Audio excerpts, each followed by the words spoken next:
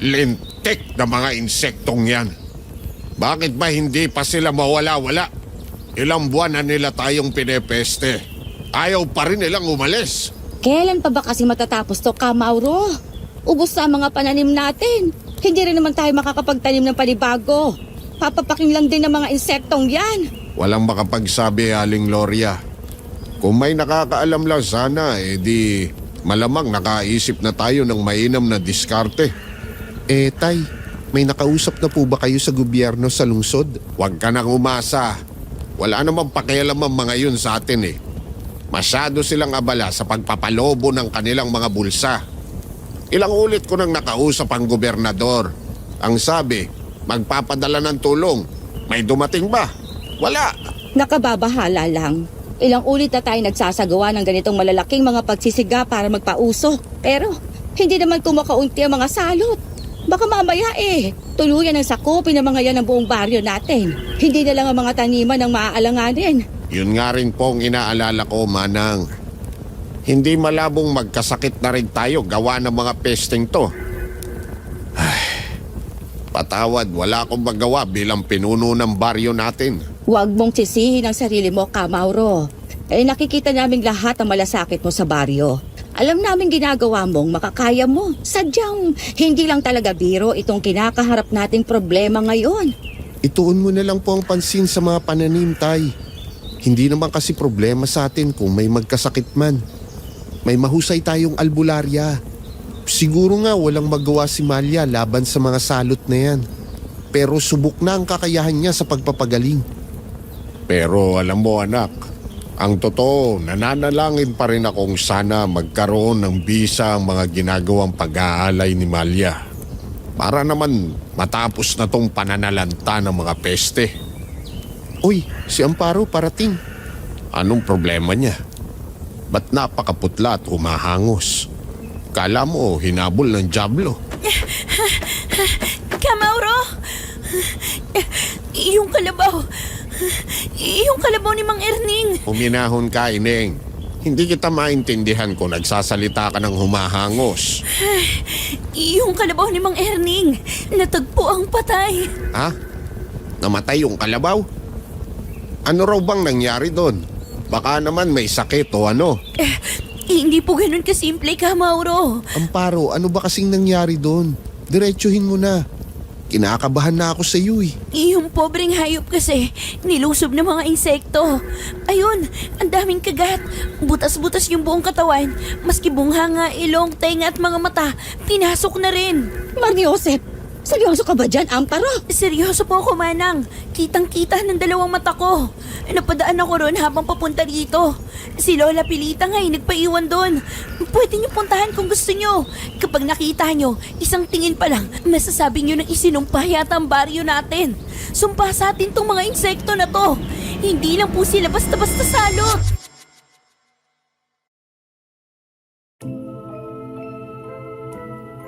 Dekada 70 sa Negros. Sinalanta ng mga insektong salot ang liblib na baryo ni na Lolo Pio. Ang akala ng mga taga-baryo, simpleng salot lang yon na lilipas din. Subalit lumipas na lamang ang ilang buwan, mahigit kalahating taon na nga kung tutuusin. Hindi pa rin talaga umaalis ang mga peste. Sa halip ay palala pa sila ng palala. Noong una ay mga pananim lamang nila ang sinasalanta, ngunit umabot na sa puntong pati mga alagang hayop ay sinasalakay na rin ng mga insekto. Lahat na ng mga pangontra sa mga peste ay sinubukan nila pero walang umuubra. Maski ang mga pag-aalay o ritual ng pinagkakatiwalaan nilang albularya ay walang magawa. Lingid sa kanilang kaalaman. Kaya pala nila dinadanas ang ganong uri ng pagdurusa ay dahil sa kagagawan ng isang alagad ng dilim. Isang naghihiganting aswang. Madilim ang kwentong ibabahagi ko, mga ka-KP. Maigi kong ihahanda ninyo ang inyong mga sarili sa inyong mga maririnig. Pero kung gusto ninyo ang ganitong uri ng mga kwento, siguraduhin ninyong nakasubscribe kayo sa channel na ito. Yan ay para manatili kayong updated sa mga uploads.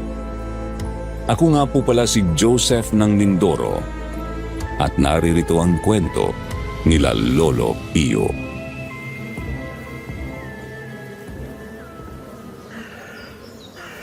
Anong klaseng lagim ba to?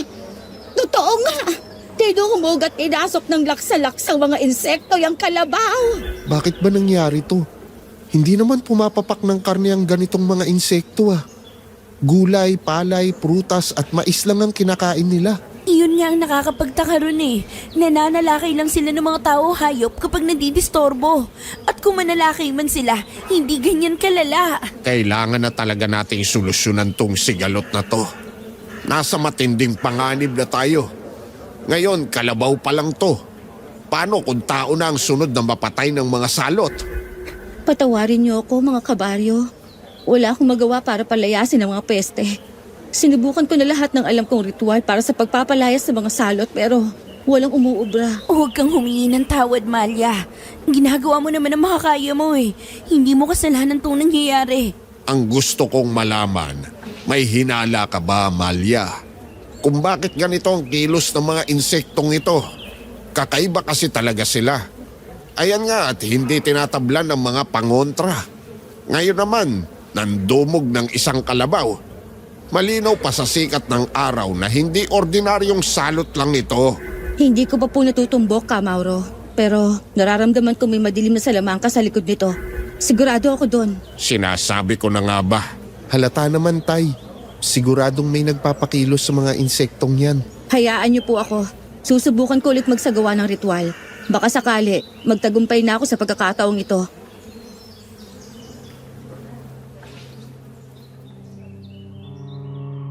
Habang nag-uusap ay napansin ng binata pa noong si Pio ang lola Pilita ng kababata niyang si Amparo.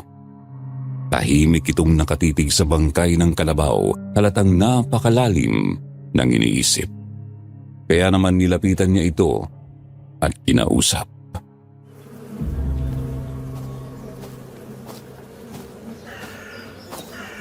Lola Pilita, may problema po ba? Mukhang ang lalim ng iniisip niyo ah. Iniisip ko lang itong mga nangyayari sa baryo natin. Napakasama ng kutob ko. Kutob? Anong kutob po? Ay, wala. Huwag mo na lamang akong alalahanin. Teka po, Lola Pilita.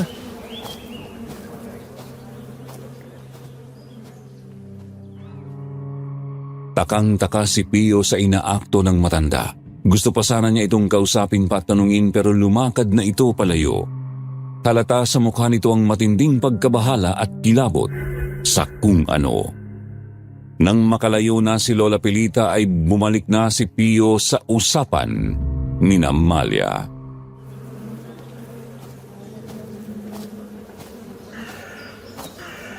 Kung may maitutulong kami, sabihin mo lang ha, Amalia. Gagawin din namin ang makakaya namin. Siguro po, tulungan niyo ako maghanda ng mga iaalay. Wala na tayong mga pananim na pwedeng gamitin. Ayoko rin naman pong humingi ng mga alagang hayop, kaya ang hihingin ko ay 7 mga isda lamang galing sa ilog. Kahit anong uri ng isda, huwag ninyong linisin. Ako naman ay manghuhuli ng mga palakang bukid at mga ibon. Walang problema doon. Kami na ni Amparo ang bahala. Kikilos kami agad para maisagawa na natin ang ritual sa lalong madaling panahon. Sige, mag-iingat kayo. Magdala kayo ng mga pambugaw sa mga insekto.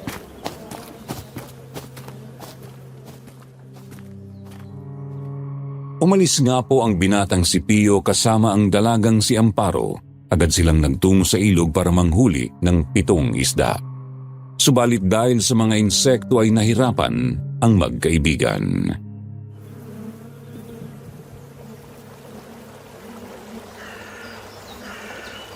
Diyos ko naman, pati ba naman dito sa ilog may mga insekto pa rin? Kahit nga sa tawid ng ilog, marami rin oh. Ang nakapagtataka lang, sabi sa balita, wala naman daw nananalantang mga salot sa mga kalapit baryo natin. Kahit yung baryo na katabi lang natin, walang ganitong problema. Ibig sabihin, malamang tama ang hinala ni Malia.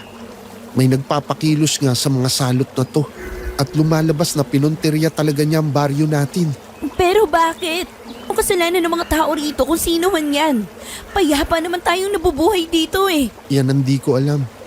Siguro tanungin ko si tatay tungkol dito. Tanungin mo na rin si Lola Pilita mo. Baka sakaling may alam siya. Alam mo kasi napansin ko kakaibang pagkabalisa ng lola mo kanina eh. Parang may iniisip siyang malalim. May nabanggit pa nga siyang kung anong kutob. May sinabi ang lola ko? Oo, doon kanina sa may patay na kalabaw. May kung anong hinala. Pero parang pilit niyang sinasantabi. Kasi malabo raw na magkatotoo. Wala naman siyang nabanggit sa akin na ganyan. Pero ilang araw na nga siyang mukhang balisa. Kausapin mo na lang mamaya pag uwi mo. Sige na, manghuli na tayo ng isda at makabalik na tayo agad.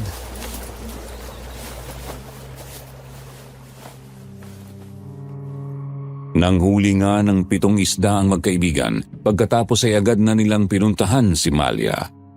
Naroroon siya sa may kakahuyang merong isang patay na balon. Sinadyang inilaan ng maliit na kapirasong lupang yon para sa mga ritual na kanyang ginagawa. Malapit lang din mula roon ang tinutuluyang kubo ng albularya.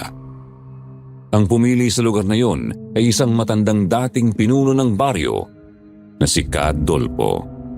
Ang albularya, si Amparo at Pio lamang ang naroroon nung mga oras na yon.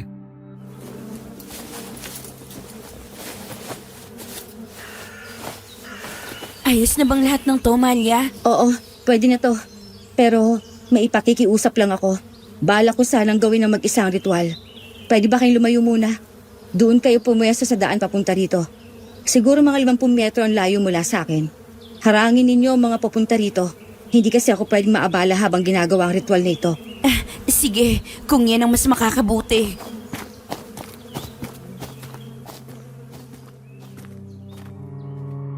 Lumayo nga sina Amparo at Pio at saka pumwesto sa daan papunta sa kakahuyang nasa gilid lang ng baryo. Nagbantay nga sila roon. Haharangin nila kung sakali mang may taong lumakad papunta sa albularya. Ilang minuto pa nakita na nilang may manipis na usok ng nagmumula sa pag-aalay. Usok ng insenso at mga kandila. Pangkaraniwang tanawin na yon kapag nagri-ritual si Malia. Sunod ay may malaking usok na gawa ng mga sinusunog na alay.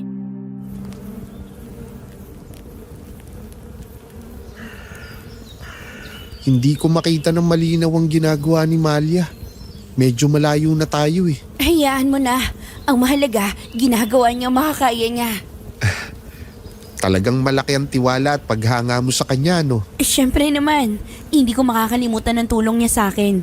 Isa ko sa mga una niya napagaling nung dumating siya rito sa baryo. Mga 3 taon na rin ang nakakaraan. Nagdeliryo at naging aloko noon dahil sa hindi mapaliwanag na lagnat. Tapos napagaling niya ako. Simula rin nun, wala nang nagkakasakit ng matagal at malubha dito sa atin. Napapagaling niya agad eh. Sinabi mo pa, kaya di mo maalis na humanga ako sa kanya. Kahit ibang mga taga-baryo natin, ganun din ang tingin. Teka, anong meron? Ba't ang laking usok naman yata niyan? Ha? Oo nga no. Mukhang may kakaibang nilagay si Malia sa apoy ng pag-aalay ngayon.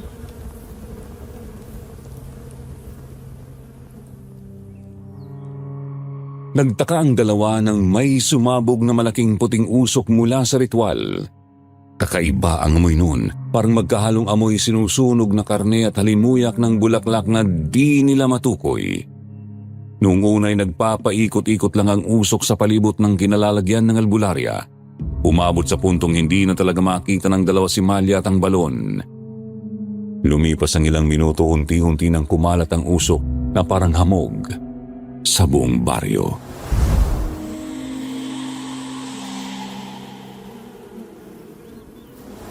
Ang laki at ang kapal ng usok na puti. Ano ba tong ritual na sinasagawa ni Malia? Bakit ganitong usok na to? Hindi ko alam, Pio. Hindi pa naman kasi nangyayari to sa mga pag-aalay niya dati. Wala rin siya nabanggit na ganito palang mangyayari.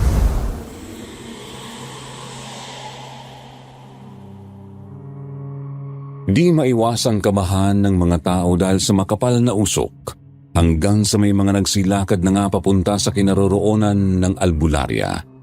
Pilit nilang hinahanap ang daan sa kabila ng malahamog na usok. Pati ang pinuno ng baryo na si Ka Mauro ay napapunta rin. Nahaharangan naman sila ni Pio at Amparo. Sinasabihan nila ang mga taong hindi nga dapat maabala ang albularya kaya dapat munang huminahon ang lahat. Hanggang sa lumipas ang halos kalahating oras.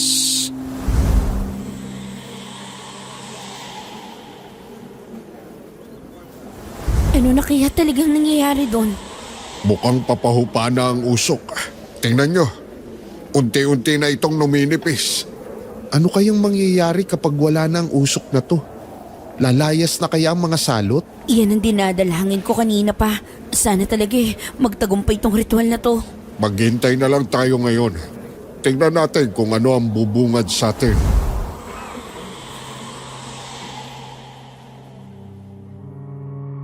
Unti-unti nang humupa ang makapal na usok sa baryo. Naghintay ng dagdag na kalahating oras pa ang baryo bago tuluyang naging malinaw ang paligid para sa kanila.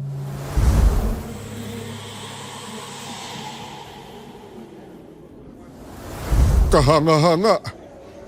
Ang mga peste. Nakabagsak ng lahat sa lupa. Heto na yun! Si Malia! Nagtagumpay siya! Mahusay!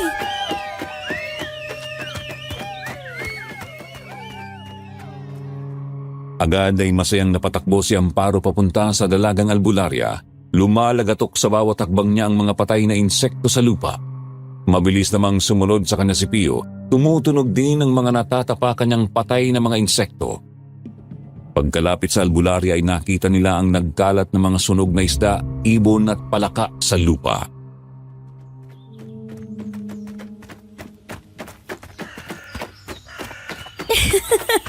Malia! Nagtagumpay ka sa wakas! Sa wakas wala nang salot dito sa baryo! Napakahusay mo talaga! Masaya rin ako. Nagumana na rin ang ritual ko, Amparo.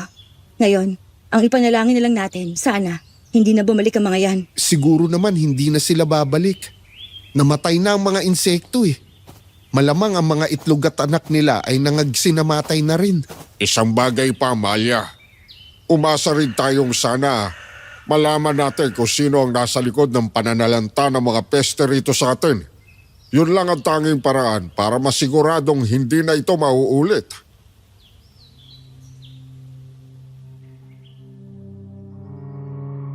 Sumapit ang gabi. Ang lahat ay masayang pinagsaluhan ng hinuli nilang mga palakang bukid.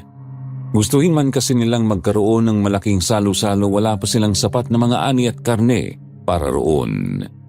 Kakalutas pa nga lang ng problema nila sa mga salot.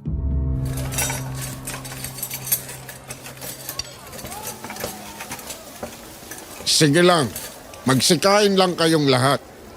Hindi magganong kasarap ang mga nakahain sa ating harapan ngayon. Ito naman ang hudyat ng ating pagbangon. Wala na ang mga salot. Aalamin din natin kung sino ang nasa likod ng pananalanta ng mga peste sa ating mahal na baryo. Kasabay noon ay makakapagtanim na ulit tayo at makakapaghintay ng masaganang ani paglaon. Magdiwang tayo!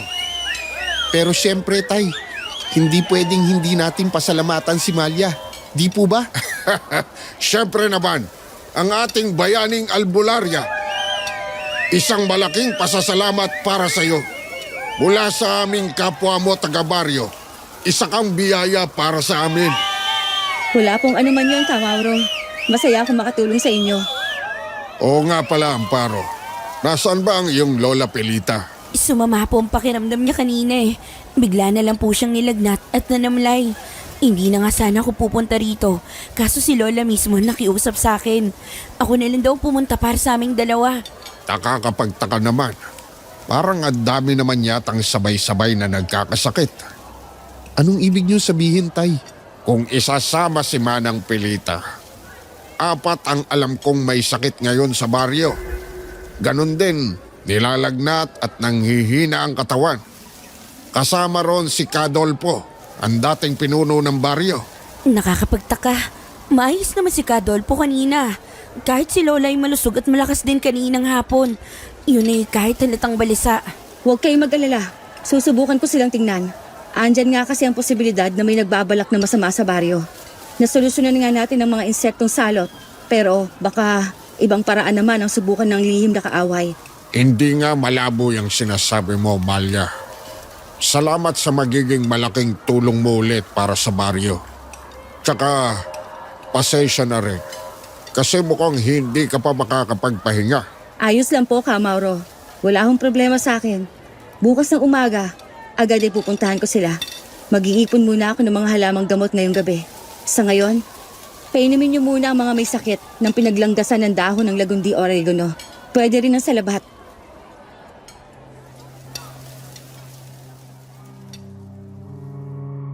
Pagkatapos kumain, agad nang nagbalot si Amparo ng makakain ng kanyang lola Pilita. Nagpaalam siyang uuwi na sa kanila. Sinamahan naman siya ni Pio. Ayaw kasi ng binata na lumakad ng mag-isa ang kababata sa dilim ng gabi.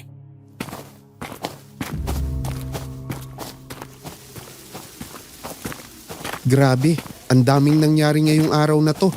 Lumala ang pananalanta ng mga insekto. May napatay silang kalabaw. Nasolusyonan ni Malia ang problema sa mga peste. Tapos ngayon naman, may nagbabadyang kumalat na mga sakit. At mukhang mga matatanda ang tinatamaan. Ang sakit nga sa ulo isipin eh. Ang malala pa, isa sa mga tinamaan ng lola ko. Sana lang talaga wala lang karamdamang yun. Hindi ko kakayanin kung may mangyayari kay lola. Basta manalig ka lang, Amparo. Magiging maayos ang lahat. Gagaling si Lola Pilita. Sino yun? Nakita mo rin? May kung sinong tumakbo papunta dun banda. Sa direksyon ng bahay ni Nakadolpo. Nakita ko, Pio. Pero hindi ko alam kung ano yun. Napakabilis eh.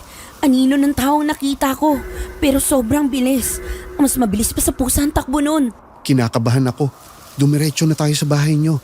Hindi maganda ang kutob ko dun. Mahalas naman oh. Hindi ako nakapagsukbit ng itak.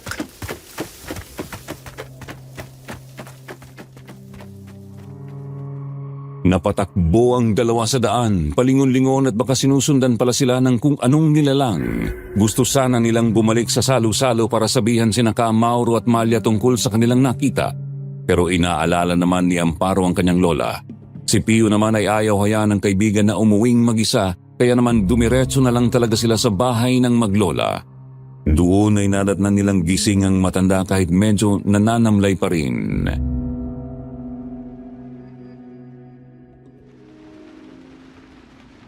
Kumusta na po ba ang pakiramdam nyo, Lola? Medyo nananamlay pa rin at nahihilo. Umupo lang ako kasi sumasakit na ang likod ko sa kakahiga. Lola, handa na po ang pagkain nyo. Halina kayo sa mesa. Teka nga, sandali. Ano na bang nangyayari sa baryo natin? Kamusta na ang lahat matapos mapatay at mapalaya sa mga peste? Mamaya na po yan. Kumain na muna kayo. Tapos isasalaysay namin ni Pio ang lahat sa inyo. Pati na mga sinabi ng albularya.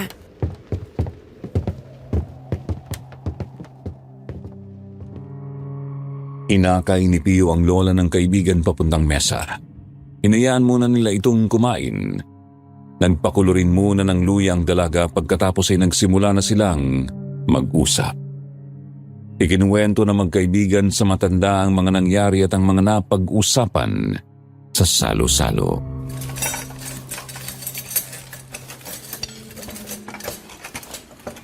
Kung gano'n iniisip pala ni Malia na may kung sinong nagpakilos sa mga salot. Iyon na nga po, Lola.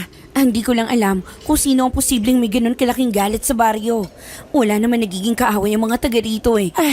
Kinikilabutan ako. Hindi ko talaga akalain na magkakatotoo pala ang binitawan niyang sumpa.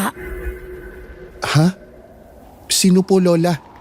Yan po bang nabanggit ninyo sa akin kanina? Oo, ito nga. Matagal na panahon na itong nangyari. 15 anyos pa lang ako nito at si Kadolpo pa ang namumuno sa baryo. Mahigit 50 taon na rin ang nagdaan. Ano po bang nangyari noon? May isang dayo kasi rito sa baryo ang napag-alaman naming isang aswang. Si Aling Florenda. Ayon sa mga sabi-sabi, gumagamit din ito ng itim na mahika upang mangkulam. Napatunayan naming totoo ang mga paratang nang lusubin at halugugin ni Kadolpo ang bahay ni Manang Florenda.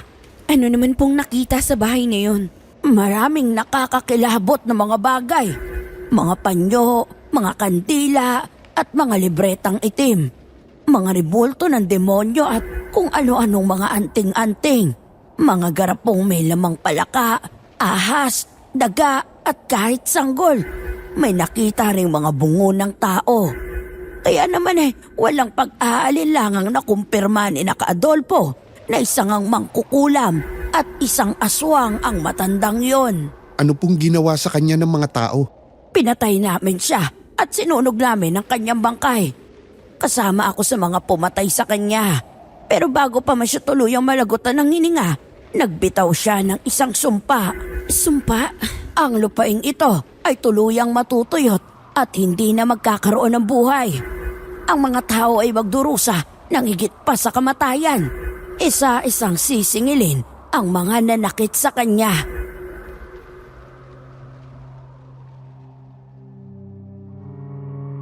Natahimik sina Amparo at Pio sa narinig. Napakaraming tanong na kumalampag sa isip nila noon kaya hinayaan na muna nila si Lola Pelita na magpatuloy.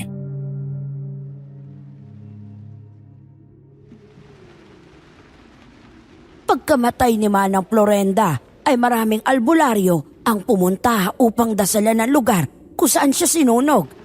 Lumipas ang maraming mga taon at dekada, wala namang nangyayaring masama sa baryo.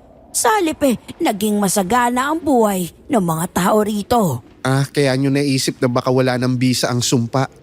Baka nga naman nakontra na yon ng mga albularyo noon. Yun nga, Pio. Kaya di namin naisip agad ni Adolfo na may kaugnayan doon ang pananalanta ng mga insekto. Baka naman kailangan landasalan ulit ang lugar kung saan sinunog ang aswang. Lagi namang nadadasalan yon. Yun ang mismong lugar na binigay ni Adolfo kay Malia, kung saan nagsasagawa ng mga ritual ang albularya sa tabi ng patay na balon. Ha? Ano po? Doon mismo sinunog ang aswang? Hindi naman po sapat na nagdarasal siya palagi doon. Kailangan saktong dasal pa rin, Lola. Ang tanong, sinabi niyo po ba ni Adolfo kay Malia ang tungkol sa aswang? Hindi. Ayaw kasi ni Adolfo na maungkat ulit ang madilim na nakaraang yun. Gusto niyang malimutan na yun ng tuluyan ng baryo. Kaya nga dito sa atin, konti na lang kaming nakakaalam. Kaming mga matatanda na lang. Kahit si Mauro ay hindi rin ito alam. Kailangan niyong magkausap ni Adolfo, Lola. Kailangan niyo kasing sabihin yan kay Malia.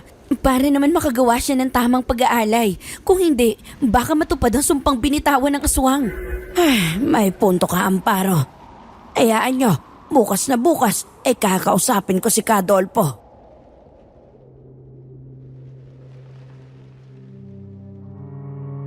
Pinainom ng salabat ni Amparo ang kanyang lola. Pagkatapos ay inalalayan ulit ni Pio ang matanda para humiga sa banig. Doon na nagpaalam ang binata para umuwi. Hindi nga lang maiwasan ng binata na kilabutan habang nasa daan. Palingon-lingon siya at todo ang pagtakbo hanggang sa makarating sa bahay nilang mag-ama. Nagtataka siyang tinanong ng kanyang tatay kung bakit siya humahangos at putlang-putla. Agad namang sinalaysay ni Pio ang kakaibang nakita nila ni Amparo. Sinabi rin niya ang mga kinuwento ni Lola Pelita tungkol sa aswang na si Florenda.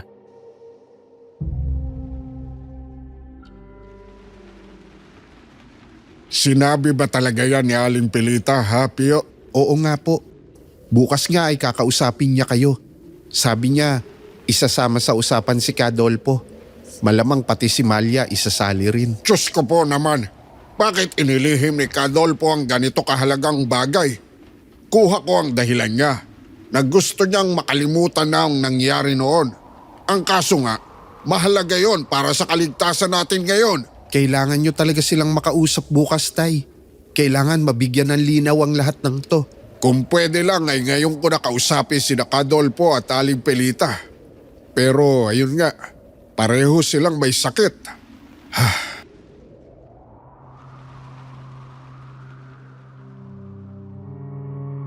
Buong gabing magulo ang isip ni Pio. Nakatulog lamang siya dahil sa matinding pagod sa maghapon.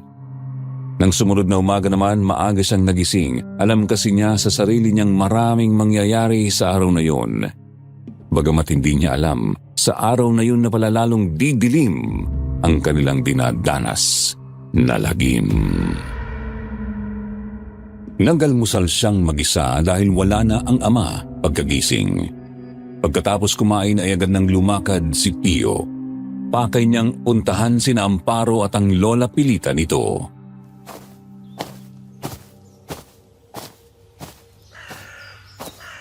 Sana ayos lang si Lola Pilita. Sana rin hindi madagdagan ng mga nagkakasakit dito sa baryo. Nakakasawa na tong dinadanas naming mga problema eh. Noong nagdaang mga taon naman, masagana at payapa kaming namumuhay dito. Pio! Pio! Halika rito! Bilisan mo! Si tatay, bakit parang takot na takot ang itsura niya? At bakit nagkukumpulan ng mga tao sa bahay ni Nakadolpo?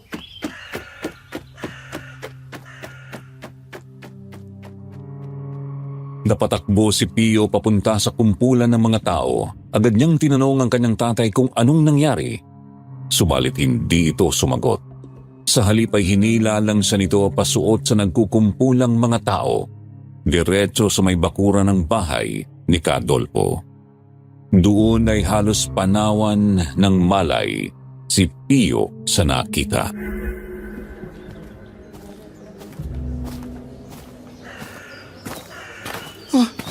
Tinamaan ng lintik. Anong nangyari kay Kadolpo? Bakit nagkaganyan siya, tay? Wala pang nakakaalam kung ano talagang nangyari. Maski ang mga anak at apo ni Kadolpo ay hindi rin nakita ang may gawa niyan. Ang alam kasi nila, payapa lang na natutulog kagabi ang matanda. Oo, nananamlay, pero maayos naman ang itsura. Kaya nagulat na lang sila kung paanong nandito na siya sa bakuran at gulagulanit na ang katawan. Pero tay, wala namang makakagawa ng ganyang kahayop na bagay ng ganong kabilis. Kung may pumatay man kay Kadolpo, siguradong meron at merong makakapansin nun. Idagdag pang dito lang siya sa bakuran nila pinatay at hindi nilayo talaga. May isang posibleng gumawa nito, anak. Sino po? Naaalala niyo yung kwento niyo sa akin kagabi? Yung mga sinabi ni Aling Pilita? Hindi to maaari. Teka po, pupuntahan ko lang si Amparo. Hindi nagsayang ng oras si Pio. Taranta siyang napatakbo papunta sa bahay ng kaibigan. Hindi mawala sa isip niyang nakitang kalunos-lunos na kalagayan ng bangkay ni Kadolpo. Una ay kamukha ng sinapit ng kalabaw ni Mang Erning ang nangyari sa balat at kalamnan ng dating pinuno. Puno ng pantal-pantal at napakaraming butas-butas. Animo ay pinapak ng sandamukal na mga insekto. Balot din ito ng nana at dugo. At ikalawa, gulang-gulanit ang katawan nito. Butas ang dibdib at tiyan. Nawawala ang iilang laman loob. Pagkatapos ay putol-putol na ang mga braso, binti at marami ng tapyas na bahagi ng laman. Habang tumatakbo ay isang salita lang ang bumabalandra sa isip ng binata. Aswang.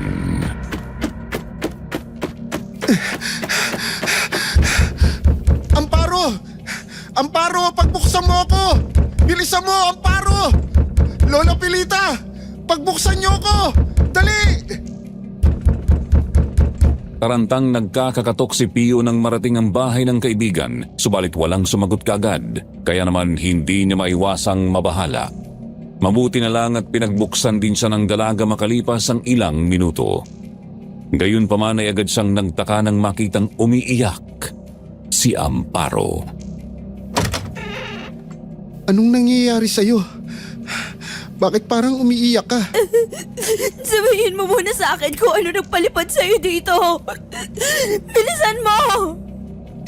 Si Kadolpo, patay na. Pinatay. Pinatay ng aswang. Anong sabi mo? Ngayon, sabihin mo sa akin kung anong nangyayari dito. Bakit ka umiiyak? Uy, Amparo, dahan-dahan naman. Dali-daling hinila ni Amparo si Pio papunta sa kanilang kwartong maglola. Pagkarating doon ng binata ay halos malaglag na ang kanyang panga sa gulat ng makitang kalunos-lunos na kalagayan ni Lola Pilita. Anong nangyari kay Lola? Bakit siya nagkaganyan? Hindi ko alam. Basta pagkagising ko ngayon lang din. Ganyan na siya. Pio, tulungan mo ako. Tawagin mo si Malia. Bilisan mo. Oo, sige. Maghintay ka rito. Hawig ang itsura ni Lola Pilita sa kalagayan ni Kadolpo. Puno ng butas-butas at pantal-pantal ang buong katawan. Mukhang gawa ng napakaraming insekto. Kahit wala namang nakita maski isang langaw, lamok o bubuyog si Amparo sa kanilang bahay. Napakarami ring lumalabas na nana at konting dugo sa mga butas na yon sa kanyang balat. Ang pinagkaiba na lamang ng dalawa ay buhay pa si Lola Pilita. Hindi pa nawawakwak ng aswang ang kanyang katawan bagamat wala itong malay. Kaya naman dali-daling kumaripas si Pio papunta sa bahay ng dalagang albularya at doon sa bakuran nito ay nadatnan niya ang kanyang tatay at iba pang mga kabaryo. Tay! Tay!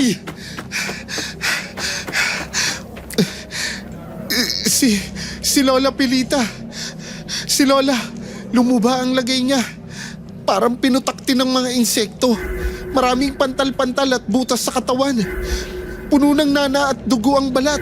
Sinasabi ko na nga ba, tama ang hinala ko. Pati si Aling Pilita ay nagkaganon din. Paano niyo po nalaman? Yun mismo ang pinag-uusapan namin dito. Lahat ng mga matatandang nagkasakit kahapon, ganon din na sinapit. Kasama na ron si Kadolpo. Ngayon, ayan na nga. At kumpirmadong pati si Aling Pilita. Ano pong gagawin natin, Tay? Baka naman pwedeng sumama si Malia dun kina Amparo. Ganito ang napagkasunduan namin. Dadalhin dito ang mga may sakit para dito sila matignan. Mas maganda yun para sabay-sabay silang masuri. Sasamahan kita kina Amparo para kunin si Aling Pilita. Hindi na nagsayang ng oras ang mag-ama. Agad silang lumakad papunta sa bahay ni Amparo. Pagkarating doon ay ipinaliwanag nila ang napagkasunduan ng mga tao sa dalaga. Agad dinanda ni Amparo ang kanyang lola. Kinuha naman ng mag-ama ang duyan na nasa likod ng bahay ng kubo. Pagkatapos ay nilagay nila roon ang matanda at saka maingat nilang dinala papunta sa pagamutan ni Malia. Isa po yung maliit na kubong nasa tabi lang ng tinutuluyang bahay ng albularya. Sa bakuran noon ay naglatag ng mga papag ang mga tao para higaan ng mga pasyente.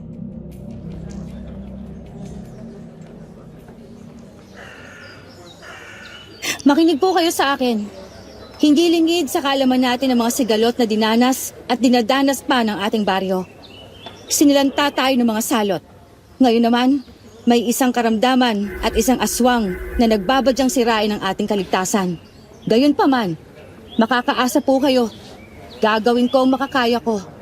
Ako ay magsasagawa ulit ng ritual upang magamot ang mga may sakit at mapalayas ang halimaw. Anong pwede natin gawin para magamot sila ngayon? Kung magre-ritual pa kasi tayo, baka matagalan pa bago sila gumaling. Nag-aalala na ako para kay Lola. Sa ngayon, sinusubukan ko pang alamin kung anong eksaktong karamdamang dumapo sa kanila. Pero wag ko kayo mabahala. Heto, niluto kong langis. Ipahid ninyo sa balat ng mga may sakit kada 3:00 na madaling araw at 3:00 ng hapon. Pagka-uwi, huwag nyo rin muna silang hayaang lumabas-labas para hindi tamaan basta ng palipad hangin. Palipad hangin? Ano yun? Yon ay isang uri ng mahika na ginagamit ng mga mangkukulam. Bumubulong sila ng orasyon sa hangin at pinatatama yon sa kanilang puntirya upang magkaroon ng talab. Pasensya na kung may dagdag tanong ako, Malia. Ano naman ang gagawin natin upang hindi pasukin ng aswang ang mga bahay namin? Maglagay po kayo ng asin at dinikdik na bawang sa may pinto at mga bintana ng inyong mga bahay.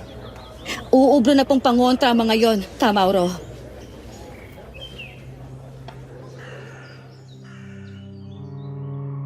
Pagkatapos masuri ni Malia ang mga pasyente ay inuwi na ng kanilang mga kamag-anak ang mga ito. Sina Mauro at Pio ulit ang nagdala kay Lola Pilita. Agad namang umalis si Mauro para tulungan ang albularya na maganda ng pag-aalay. Si Pio lang ang nagpaiwan sa bahay ng maglola.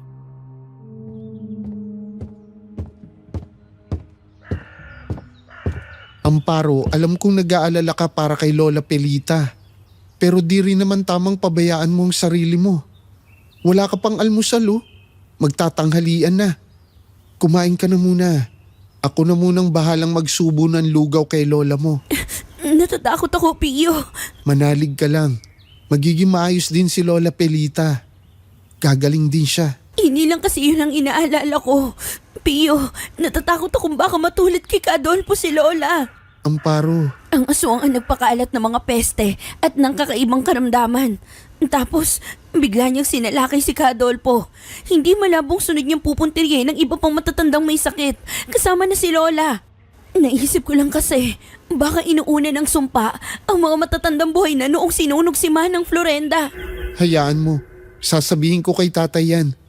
Sabi rin kasi niya sa akin, magsasagawa sila ng investigasyon ngayong araw. Roronda din daw sila mamayang gabi.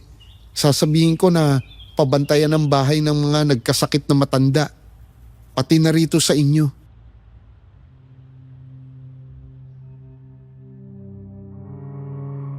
Inulungan ni Pio si Amparo na pahira ng langis ang buong katawan ni Lola Pilita. Pagkatapos ay nagpaalam na ang binata. Kailangan pa kasi niyang tumulong para sa isa na namang ritual na gagawin ni Malia. Sasama rin siya sa pag-iimbestigang gagawin ng kanyang tatay Mauro.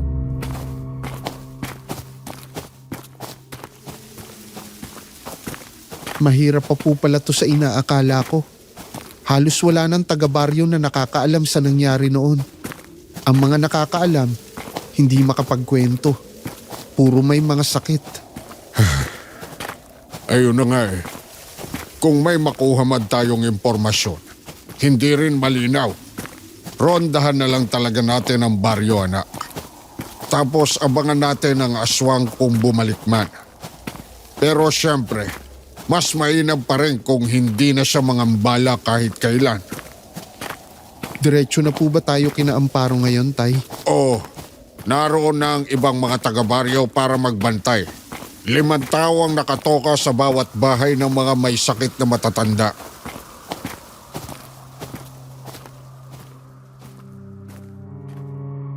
Hindi mapalagay si Pio kahit kasama ang kanyang tatay. Pakiramdam niya kasi ay may mangyayaring malagim noong gabing yun. Habang naglalakad nga ay mayat maya niyang hinahawakan ang lalagyan ng dala niyang itak. Umaasang sana may talab yun laban sa aswang. Lumakad sila papunta sa bahay ng maglolang Pilita at Amparo. Subalit malayo pa man sila ay...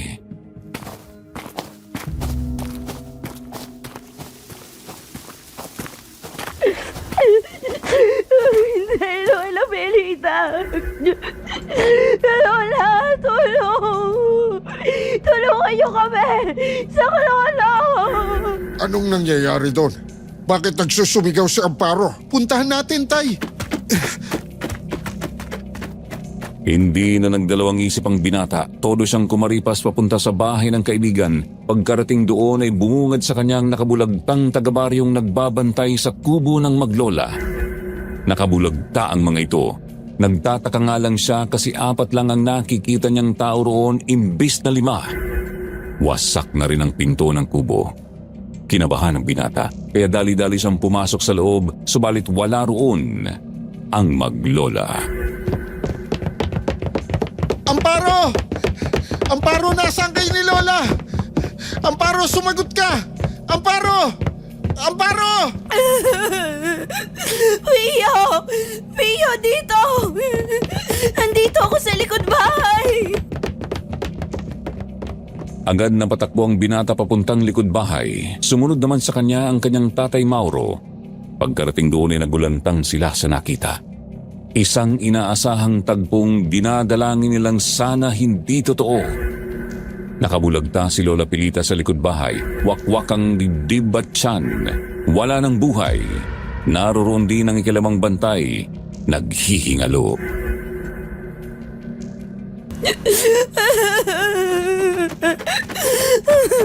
Amparo, anong nangyari dito? Anong ginawa ng halimaw sa inyo?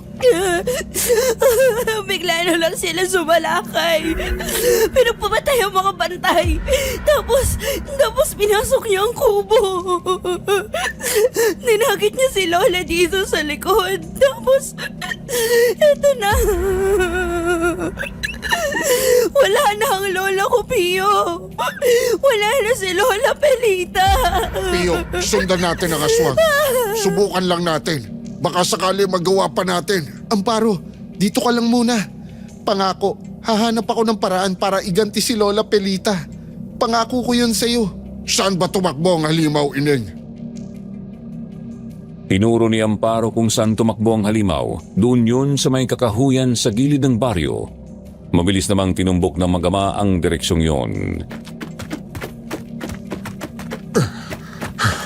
Sana maabutan pa natin ang impaktong yon. Ang inaalala ko lang, Tay. Di ba, pinahiran din ng asin ng mga itak ng mga bantay?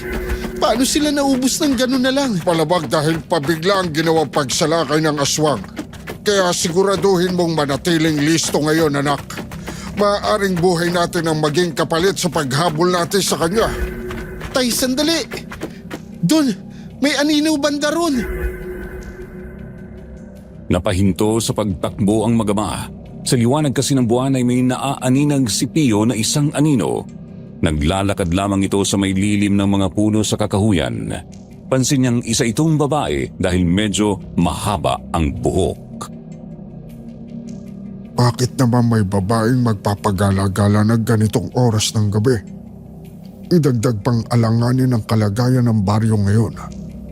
At mag-isa lang siya. Hindi maganda ang kutob ko, Tay. Lapitan natin. Mag-ingat tayo para di niya tayo mapansin. Sige, ilabas na natin ang mga itak natin. Maingat na bumuntot ang dalawa sa nakita nilang anino. Binilisan nila ng konti ang tahimik na lakad para mahabol nila ito.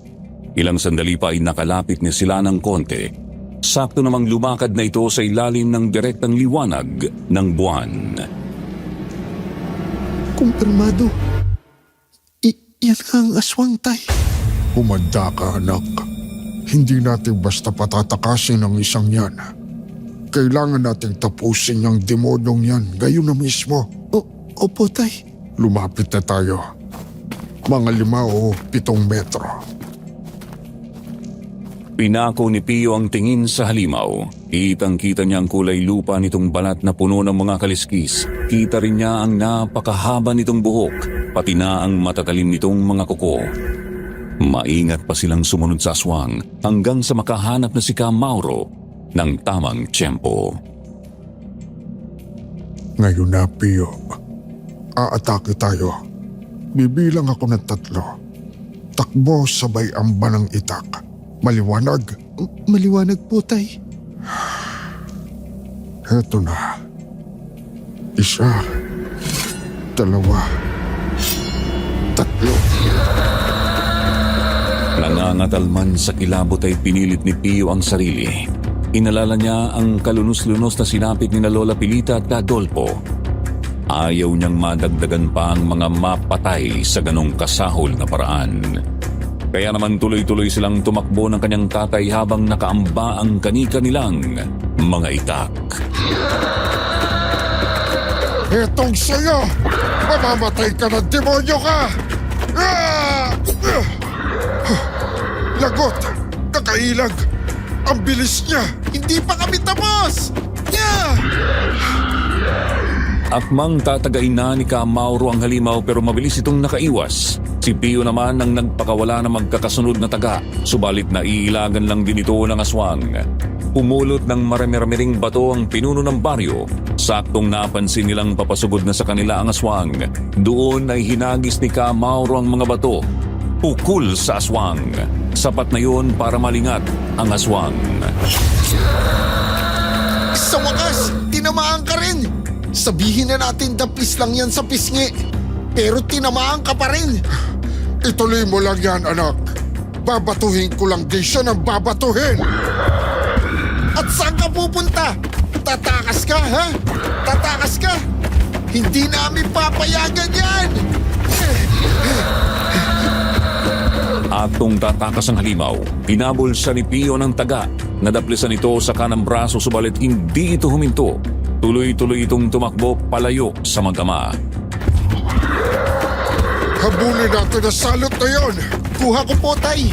Mamulot din po tayo ng dagdag ng mga batong panghagis daan. Tumakbo ang mag-ama para sundan ang halimaw. Pasimple rin silang humihinto upang mamulot ng mga bato, subalit ilang sandali pa ay hindi na nila matanaw ang aswang.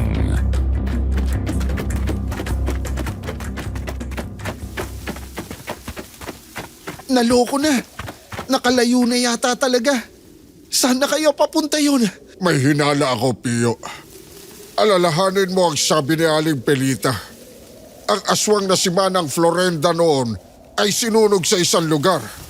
Palagay ko, doon papunta ang hinahabol natin. Doon din papunta ang direksyon na to kapag nagtuloy-tuloy tayo. Sa lugar kung saan nag-aalay si Malia. Sa may patay na balon. Doon nga. Sige na. Bilisan na natin.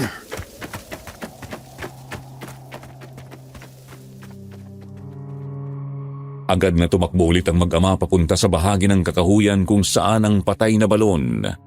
Subalit hindi na talaga nila nakita ang aswang. Sa halip,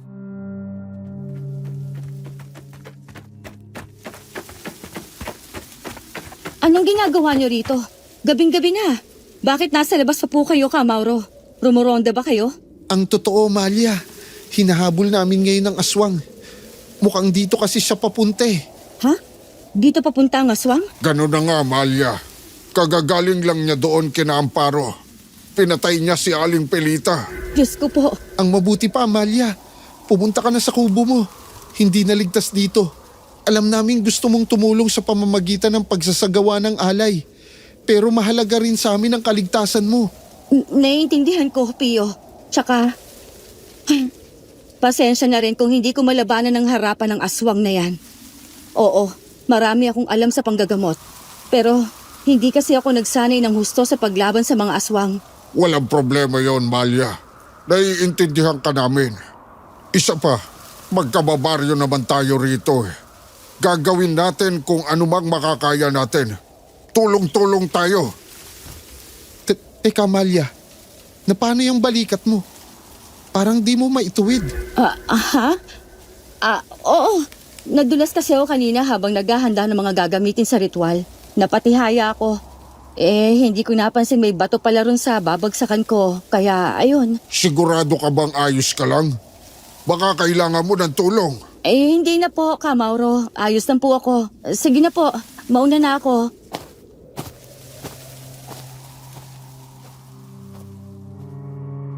tinitigan na mag-ama ang dalagang naglalakad palayo. Iisang bagay ang nasa kanilang isip.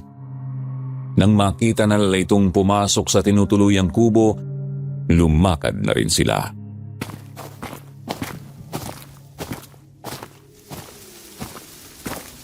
Anong plano, Tay? Tahimik nating tipunin ang lahat ng mga kabaryo natin ngayong gabi. Pupuntahan at hahalugugin natin ang kubo ni Malia. Kapag napatunayan natin siya ang aswang, agad natin siyang papatayin.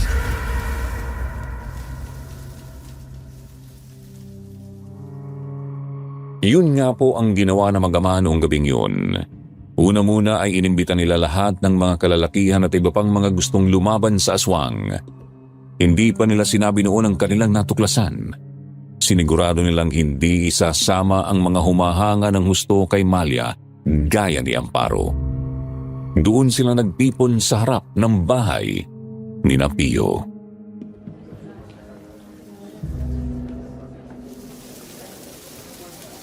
Makinig kayo mga kabaryo.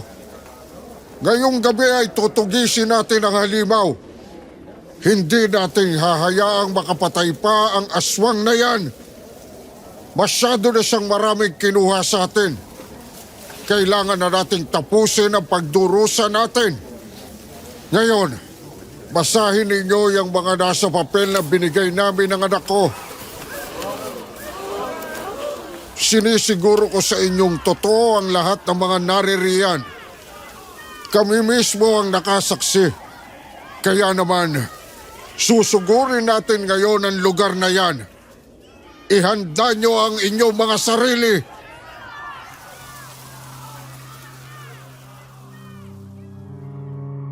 Hindi na nagsayang ng oras ang mga taga-baryo. Noon din mismo ay lumakad sila papunta sa tinutuluyang bahay ng albularya. May dala silang mga itak, sulu at kahit krudo. Ang iba pa nga ay may dala ring mga Biblia at rosaryo.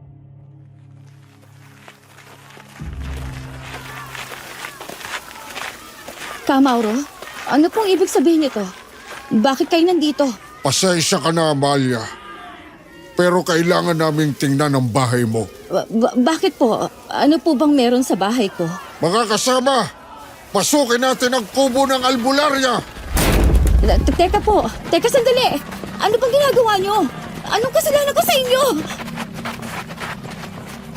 Kinila ng ibang mga taga-baryo ang albularya papuntang bakuran nito. Pinilit nitong magpumiglas at magsumigaw pero mabilis na siyang naigapos ng mga tao. Sina Mauro, Pio at ilan pang mga kasama naman ay pumasok sa kubo. Ngayon pa lang ako nakapasok sa kubo ni Malia. Bakit ganito rito? Parang walang hangin. Pero malinis naman ang sala. Maski isa mang taga-baryo ay wala pang nakakapasok sa kubo na ito, anak. Hindi ako makapaniwalang pinalagpas lang natin ang katotohanan yun. Sige na, subukin nating halughugin ang kwartong yun. Mag-iingat tayo. Kabadong sumunod si Pio sama at sa iba pang mga kasama. Pinasok nila ang kwarto sa kubo. Wala silang nakitang mali roon. Simpleng banig lang at tukador ang naroroon, subalit nang buksan nilang tukador ay nahintakutan sila sa nakita. Ano to? Mga itim na librito at kandila? Mga garapong may mga hayop at insekto?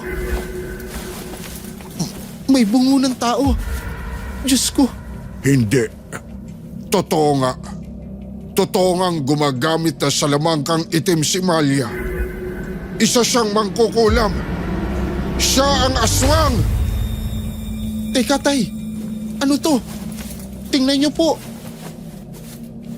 Sa loob ng tukador ay may kinuhang isang maliit na larawan si Pio.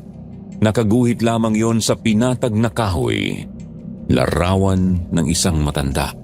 At may nakasulat na Lola Florenda sa bandang ibaba.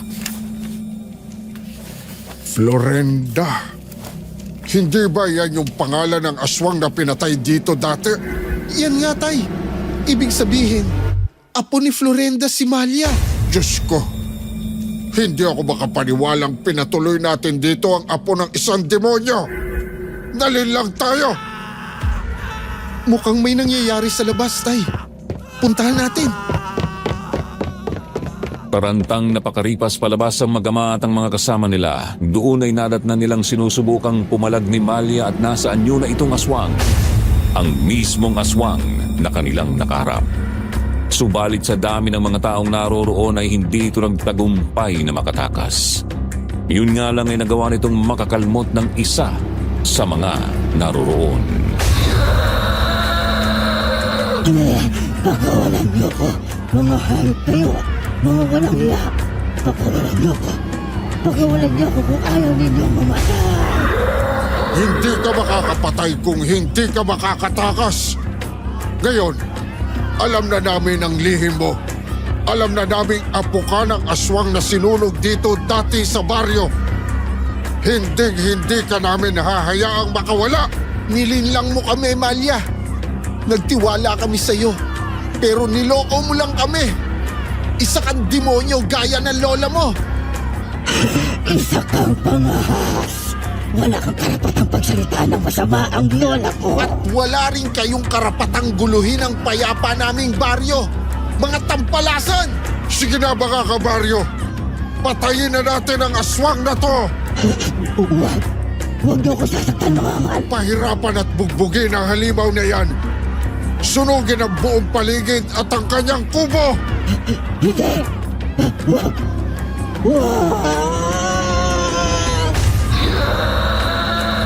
Tulong-tulong na pinagtataga, pinagsasaksak at kinulata ng mga taga-baryo ang halimaw. Magkasabay noon ay sinunog nila ang kubo at ang lupa sa paligid nito.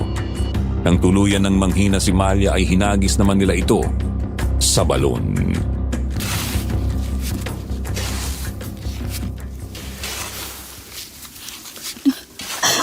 Mga walang hiya kayo. Isinusumpa ko ang baryong ito sa ngalan ni Lola. Babalik ako. Babalikan ko kayo.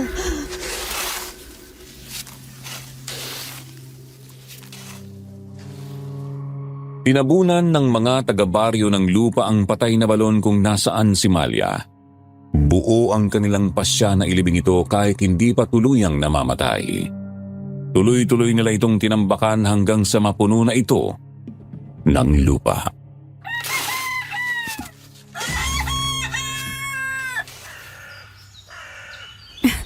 Hindi ako makapaniwalang si Malia pala ang aswang. Siya pala ang pumatay kay Lola Pilita. Walang nag-akala maski isa, Amparo. Tinanggap natin siya na maayos dito. Naging mabuti rin siya sa atin. Yun pala, pagkukunwari lang ang lahat. Ayos na bang inilibing siya ng buhay? Mapuputol na kaya ang sumpa na galing kay Manang Florenda? Yan ang hindi pa sigurado. Pero magpapahanap naman daw si tatay ng lehitimong albularyo. Tsaka ayun, marami ring nag-iisip na mabuti nang sinapit ni Malia ang ganun. Ang mamatay sa masahol at mahirap na paraan.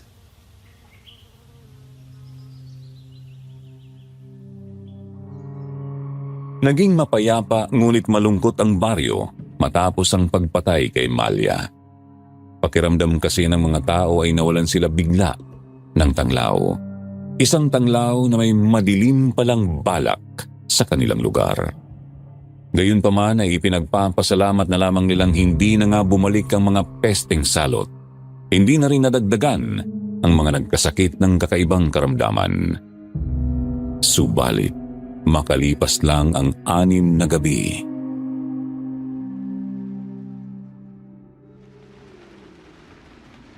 Saan na kaya si tatay? Mag-aalas 10 na ng gabi ah. Bakit wala pa rin siya? Hindi man lang siya umuwi para maghapunan. Kinakabahan ako. Nangyayari lang ang ganito kapag may mahalagang kailangang asikasuhin sa baryo. May masama kayang nangyari? Pio! Pio! Ako to! Si Loria! Pagbuksan mo ako, bilis! Si tatay mo! Si tatay mo! Wala na! Animo hinambalos ng bato ang dibdib ni Pio sa narinig. Dali-dali niyang binuksan ang pinto. Bumungad sa kanya ang ginang na mangyak-ngiyak sa takot. Ano po sabi niyo, Aling Loria? Si tatay, wala na. Paano wala na? Ano po bang nangyari? Si Malia! Si Malia nagbalik! Nagbalik? Paanong nagbalik? Iba na ang kanyang itsura. Punit-punit na ang kanyang damit at naaagdas na ang katawan. Ang kanyang balat nga ay parang mga kortina na lang na sumasabit sa kanyang buto-buto. Pero sigurado akong si Malia yon. Si Malia talagang nakita ko. Nang makapagsabi si Aling Loria ay agad nang kumaripas ang dalawa papunta sa bangkay ni Ka Mauro. Doon nga ay nakita ng binatang kinahinatnan ng kanyang ama. Napakaraming malalaki at malalalim na kalmot nito sa katawan. Marami ring bahagi ng kalamnan ng natapyas, dulot ng mga kagat. Tatay Mauro! Hindi pwede to! Bakit niyo sinapit to, Tay? Tay! Tay! Pio! Naku! Diyos ko! Totoo nga! Si Kamauro! Hindi! Pagbabayarin ko halimaw na yon ang paro. Hanapin ko siya. Hindi ako titigil hanggat hindi ko siya na ibabalik sa lupa. Pero delikado yung iniisip mo. Hindi na lang pangkaraniwang aswang si Mahalia ngayon. Isa na siyang halimaw. Isang nabuhay na dapat ay patay na. Paano mo papatayin ng isang bangkay? Hanap ako ng paraan. Siguradong meron yan. Siguradong may paraan para tuluyang tapusin ang aswang.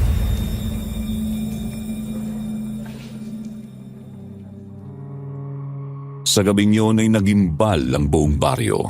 Nawalan sila ng isang butihing pinuno na siyang umaakay sa kanila sa gitna ng dilim. Pakiramdam ng mga tao ay naiwan sila sa lugar nilang medyo malayo sa bayan, sa isang baryong may gumagalang halimaw.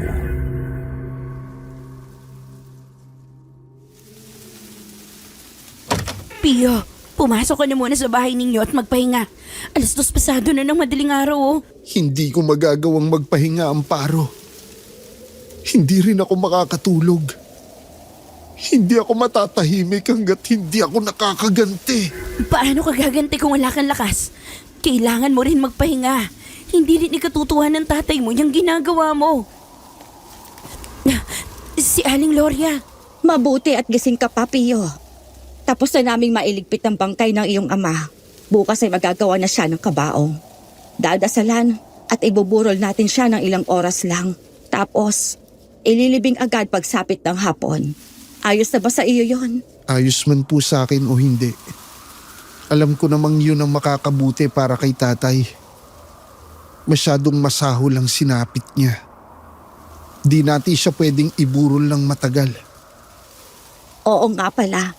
May nakausap akong isang taga-baryo natin. Ang sabi niya, may posibilidad daw na naging isang amanlahig si Malia.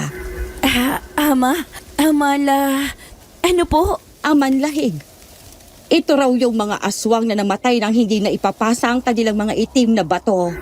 Pwede rin maging amanlahig ang isang taong namatay ng may kinikimkim na matinding galit. Bumabangon sila mula sa hukay upang tuparin ang kanilang misyon. Ipasa ang kanilang bato o patayin ang ginagagalitang tao. Sinasabi ko na nga be, dapat sinunog din si Malia ng patayin.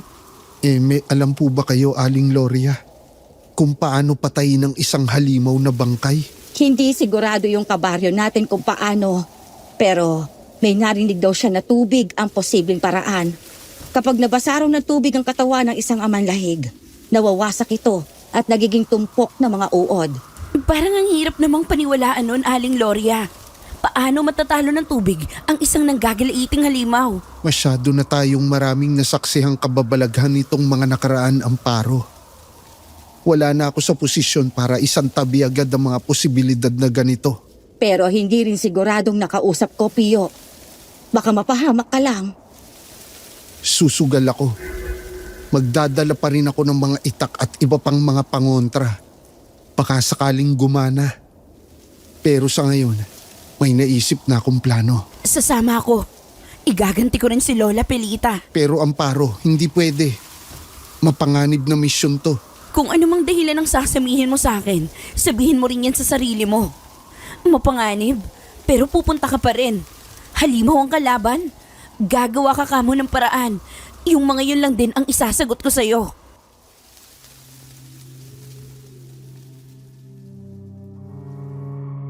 Wala nang nagawa si Pio. Umayag na lamang siyang sumama sa kanya ang kaibigan.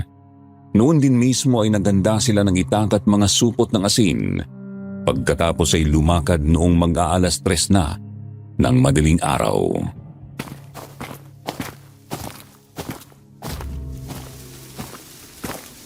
Ngayon, ang una nating problema ay kung paano mahanap ang halimaw na yon. Kinukutuban ako, Pio. Palagi ko'y naroon lang siya malapit sa balon. Sa lugar na yun nakadikit ang sumpa sa baryo eh. Sige, subukan natin doon.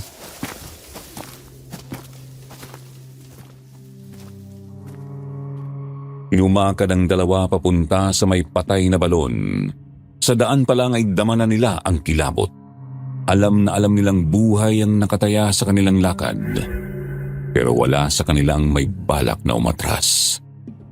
Ilang minuto pa natanaw na nga nila ang pakay na lugar mula sa malayo.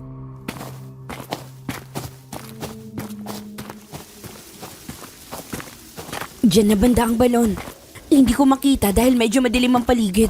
Pero malapit na tayo. Sa totoo lang, kinikilabutan ako.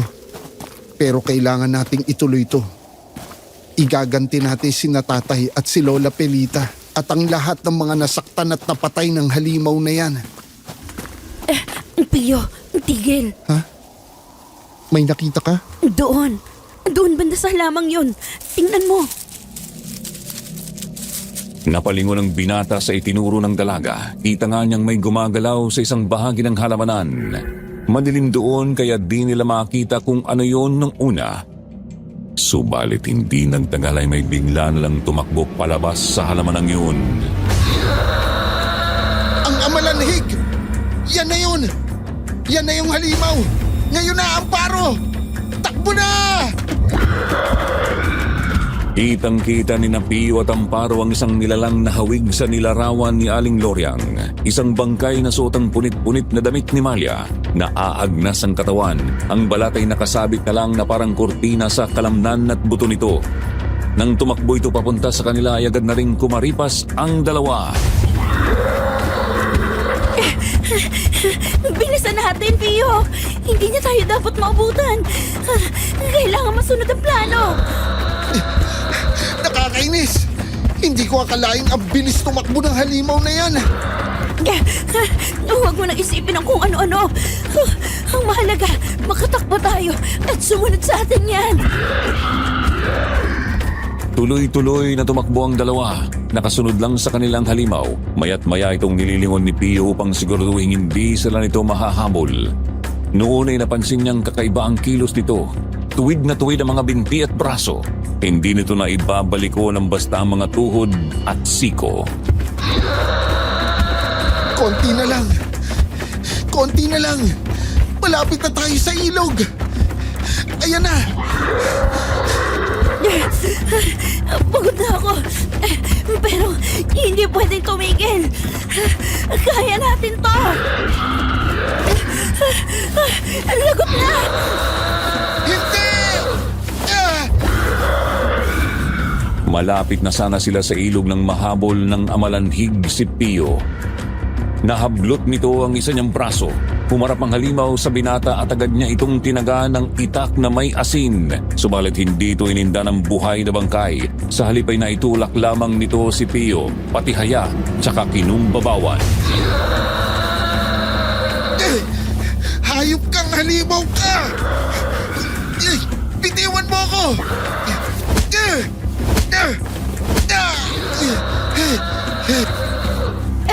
Pio, lumaban ka! Pumalag ka!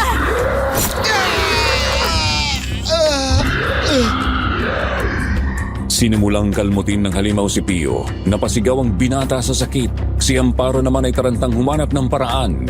Nagpalinga-linga siya sa paligid hanggang sa may makita siyang medyo makapal na sanga ng puno.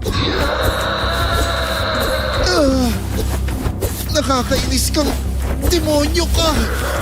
Lintik!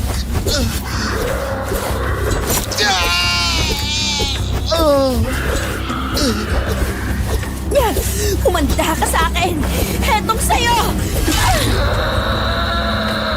Tuloy-tuloy na pinagkakalmot ng aswang si Pio at noong akma na itong mangangagat ay saktong nakalapit na si Amparo. Walang oras na sinayang ang dalaga. Agad niyang hinambalos ang ulo ng buhay na aswang. Buong lakas gamit ang makapal na sanga.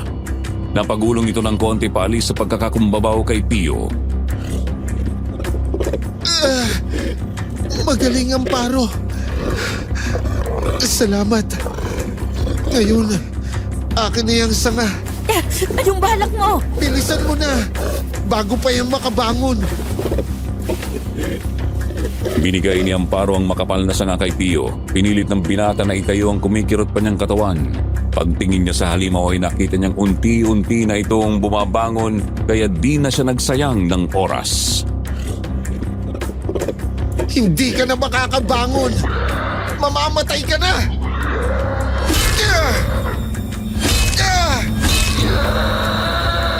Hinampas ni Pio ng makapal na sanga ang aswang. Gumulong ito ng ilang metro. Inampas niya ito ulit at gumulong na naman ng ilang metro ang halimaw. Paulit-ulit lang na ganoon hanggang sa makalapit na talaga sila sa ilog. Pio, isang hampas na lang. Malalaglag na yan sa tubig. Ito na. Ito na ang katapusan mo.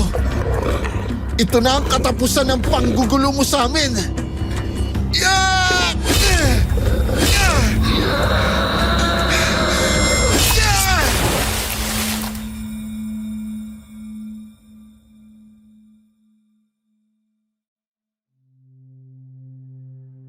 Sa huling hampas ay tuluyang nalaglag ang halimaw sa ilog. Kitang-kita ng dalawa kung paano itong magkakawag habang tinatangay ng tubig. Ilang sandali pa, nakita nila itong lumubog.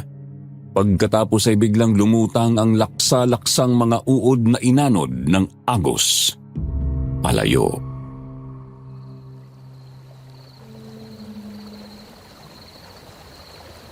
Totoo nga. Tama ang sabi ni Aling Gloria. Tubig ang kahinahan ng amalanhig. Nagtagumpay tayo, Pio. Sa wakas. At tapos...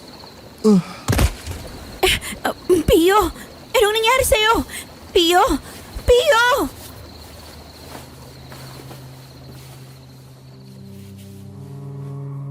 Hindi alam ni Pio kung ano ang nangyari pagkatapos noon. Basta paggising niya, naroroon na siya sa kanilang bahay na magama. Kumikirot ang kanyang kalamnan at balot siya ng mga dahon ng bayabas.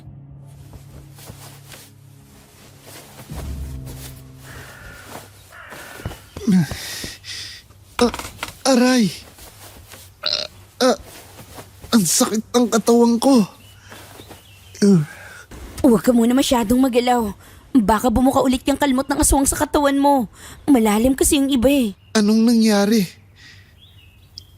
Tapos na ba talaga? Gaano ko katagal nawala ng malay? Halos 5 araw ka rin walang malay. Nailibing na nga namin si Kamauro eh. Tsaka, ayun, napatay mo nga ang aswang. Pero minabuti pa rin na maraming taga rito na umalis na. Ang mga kabaryo natin, aalis? Ang totoo, kahit ako iyon din ang pasya ko. Oo, patay na si Malia, pero hindi pa rin kasi sigurado kung naputol na nga ba ang sumpa ni Manang Florenda o hindi pa. Kung sa bagay, tama naman. Baka magtuloy-tuloy pa itong sumpa sa lupa na to. Pero, saan ka pupunta ngayon? Sa Iloilo, may mga pinsan kasi si nanay doon. Doon na ako titira. Ikaw ba? May mapupuntahan ka? Hindi ko pa alam, Amparo. Pero malamang sa Mindoro ako pupunta. May ninong kasi ako na nandun. Siya lang ang pwede kong lapitan.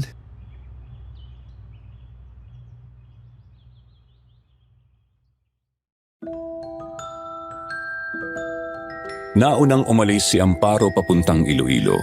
Si Pio naman ay naghintay muna ng sagot sa liham ng kanyang ninong. Pinadalhan siya nito ng pera kaya siya nakaluwas papunta rito sa Mindoro. Nagkasulatan pa ang magkaibigan ng mga ilang taon pagkatapos noon. Pero hindi na sila nagkita ulit. Nawalan na rin ng balita si Lolo Pio tungkol sa baryo. Ang huling nalaman niya, tuluyan na itong iniwan ng mga taga roon. At nilamon na ito ng mga ligaw na halaman at damo. Dalangin ni Lolo Pio, sana hindi na makapaminsala ang lumang sumpa na sumira sa kanilang buhay.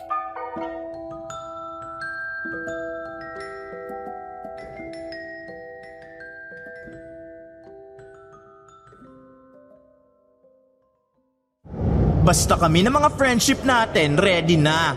KJ? Andiyan na sila! Andiyan na sila! Basta gawin mo na lang!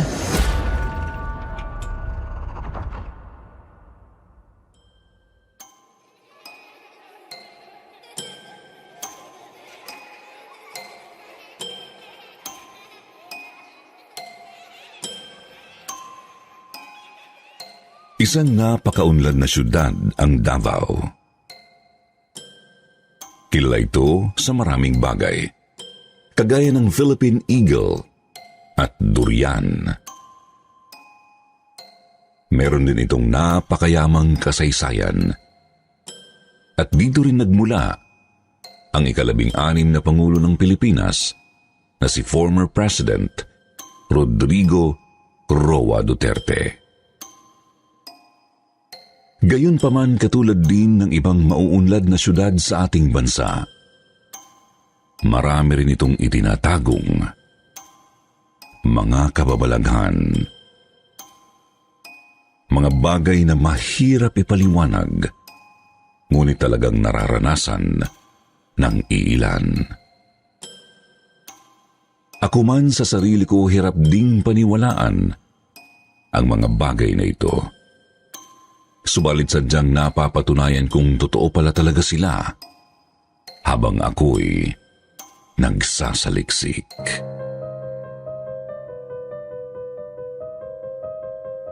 Magandang araw, kwentong takipsilim. Kumusta para sa lahat ng mga tagapakinig at kumusta rin po sa inyo, Sir Jupiter? Tawagin niyo na lang akong Lance, 28 years old, from Davao City. Senior web content writer po ako ngayon sa isang online company na nakabase sa UK.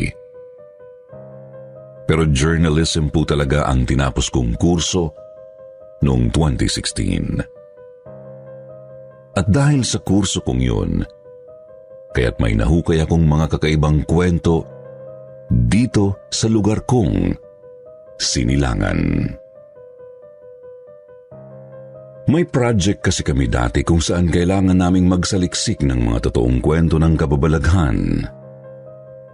Ang hindi ko alam, meron pala akong mahahanap dito lang mismo sa syudad namin.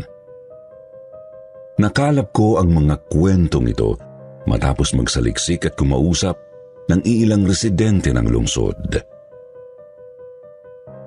Narito po ang 3 sa kanilang mga kwento. Dekada 90, nang maisip ng mga kabarkada ni Charlie, hindi na tunay na pangalan, na mag-overnight stay sa beach. 7 silang lahat noon. Napili nilang umupa ng isang beach rest house sa bandang southbound area ng syudad. Isang pa siyang labis nilang pinagsisihan.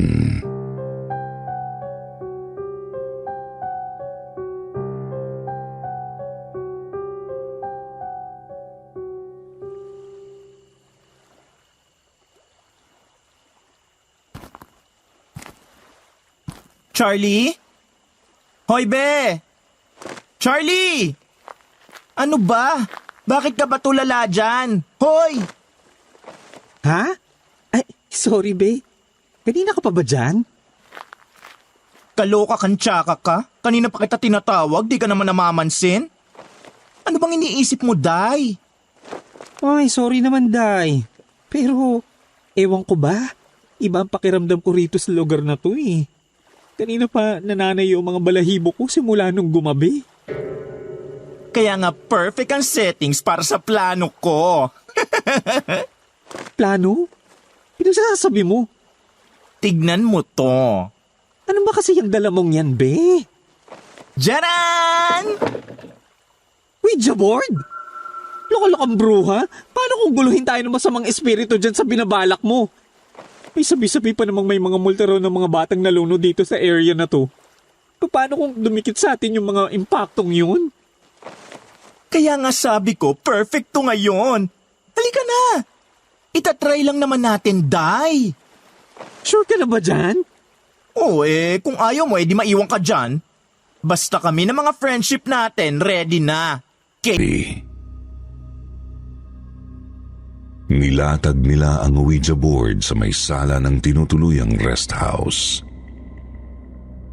Nakabukas ang pinto at tanaw ang baybayin.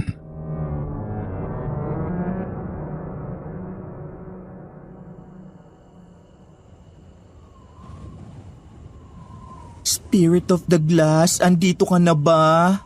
Spirit of the Glass, gusto ka naming makausap. Spirit of the Glass, andito ka na ba? Spirit of the Glass, gusto ka naming makausap. Spirit of the Glass, andito ka na ba? Spirit of the...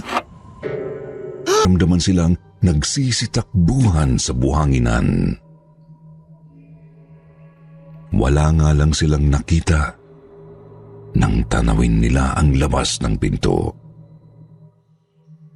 Ilang saglit pa gumalaw ang hangin sa loob, parang may iilang taong naglalakad paikot sa kanila. Muling nagtanong si Mimi gamit ang Ouija board. Pero hindi na ito gumalaw ulit. Salip, nakarinig sila ng hagikhikan ng iilang mga bata. Tsaka biglang nagsara ang pinto. Agad na patayo mula sa lapag ang magkakaibigan at nagsumiksik sa may pinto.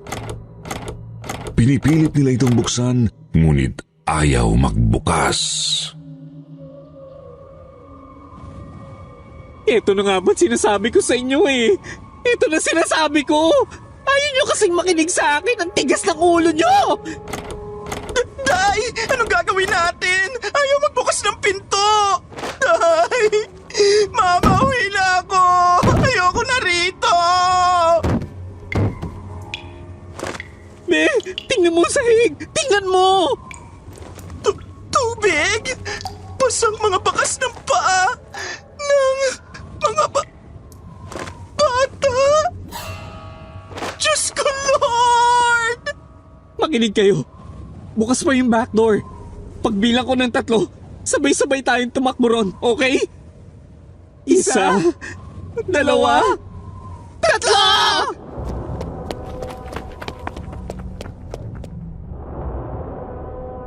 Mabilis na tumakbo ang grupo ni na Charlie palabas ng back door. Walang lingon silang nagtuloy-tuloy hanggang sa makalayo sa dalampasigan.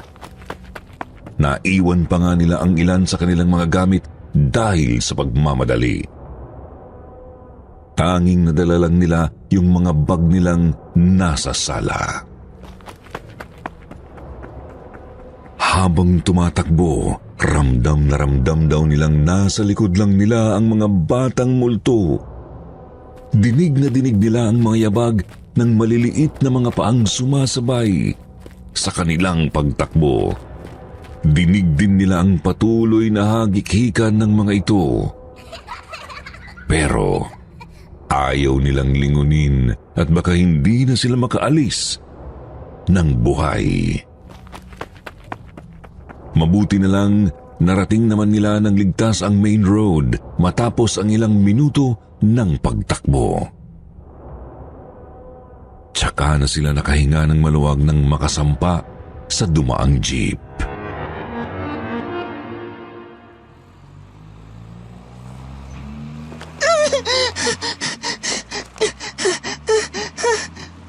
Sino ba kasi mga impaktong yun? Bakit pa sila nanggugulo? Sa narinig ko, mga anak daw yun ng mga turista sa lugar. Mga batang namatay dahil sa pagkalunod. Tapos, ayun, hindi na natahimik. Eh alam mo na palang may ganun dun, ba't hindi ka kumontra na mag-decide tayong dun mag-overnight? Mali ko bang totoo yan at mali ko bang may bala ka palang magtawag ng mumu? Gaga ka? Ako pa talagang sisisihin mo? Sorry naman, Day. Di ko naman kasi akalaing totoo pala mga ganun eh. Katuwaan lang naman dapat yun. Hayaan mo na. Ang mahalaga, nakaalis tayo ng buhay. Ng mga batang naglaro. Simula noon, hindi na raw bumalik sina Charlie sa nasabing rest house, Sir Jupiter. Nag-iingat na rin sila sa pagpili ng binabakasyonan at sinisiguradong nagbabasa o nakikinig muna sa mga reviews ng mga nakapunta na.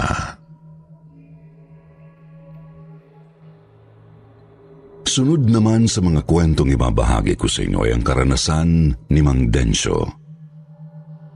Hindi niya rin tunay na pangalan.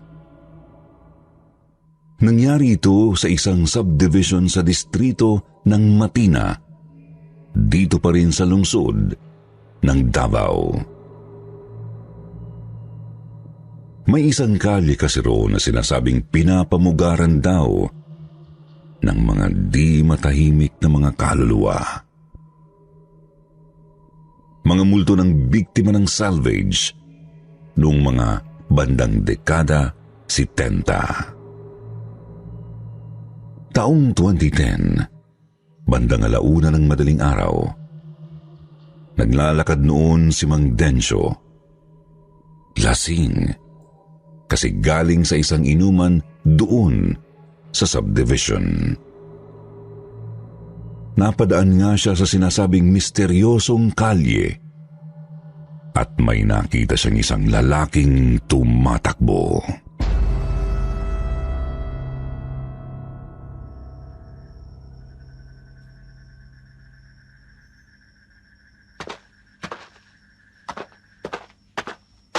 Lagot na naman ako kay misis nito.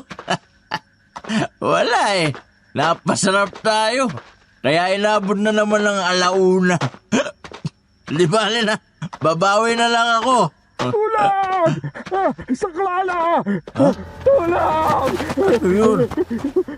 Ba't tumatakbo yung isang yun? Pre! Tulungan mo ako! May humahabol sa akin!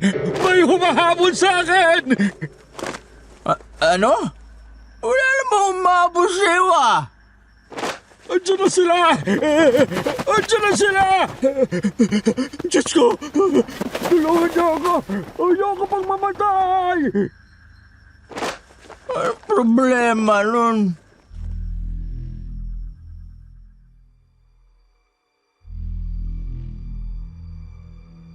Takang-taka si Mang Densyo kung bakit takot na takot ang lalaki habang tumatakbo. Gayong wala naman siyang natatanaw na humahabol dito. Hindi naman daw mukhang baliw kasi maayos naman ang pananamit. Nakamaong at asul na polo. Nang makitang nakalayo na ang lalaki, humarap na ulit si Mang Densyo sa daan at nagpatuloy sa pasuray-suray na lakad. Subalit, bahagyang nabawasan ang kanyang pagkalasing nang may matanaw na naman siyang tumatakbo sa harap. Gaya ng nauna, nakaasul ulit ito at nakapantalong maong. Nang makalapit, nalaman niyang ito rin mismo ang nakita kanina. Doon na tuluyang naglaho ang espiritu ng alak sa isip ni Mang Densyo.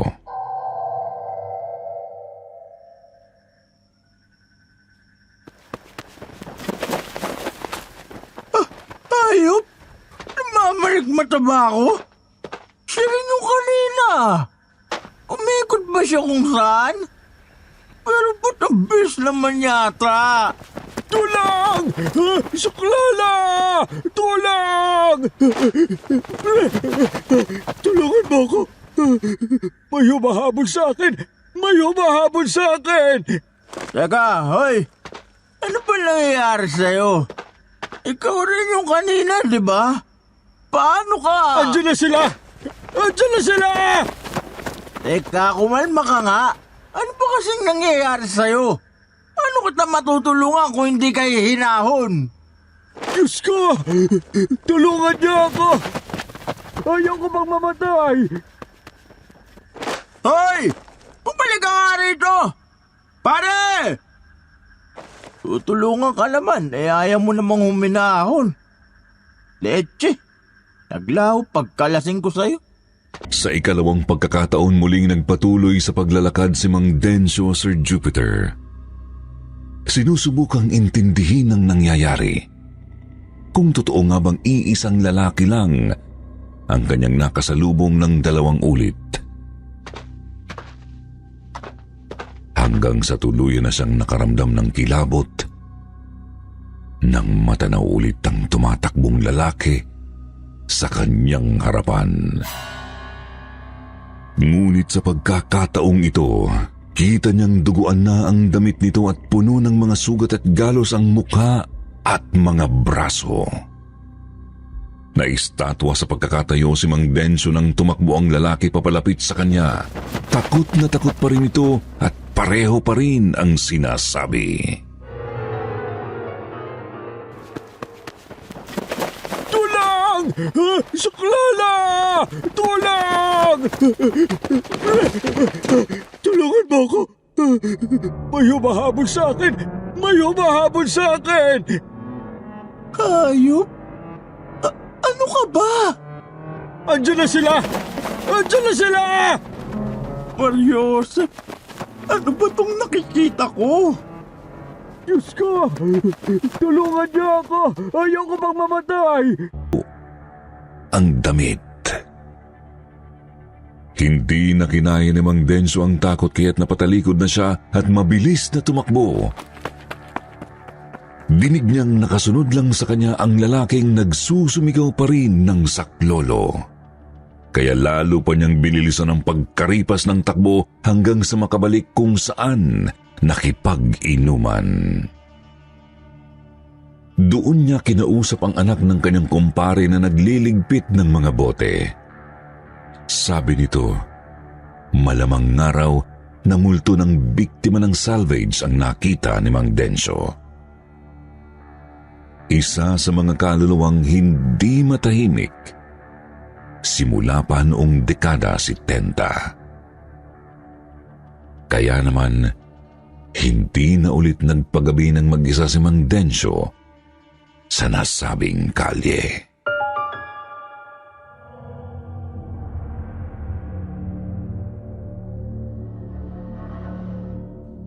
Ang huli ko namang ikikwento ay nangyari sa isa sa mga sementeryo dito pa rin sa mahal kong lungsod. Hindi ko nga lang pwedeng sabihin ang eksaktong pangalan para iwas issue.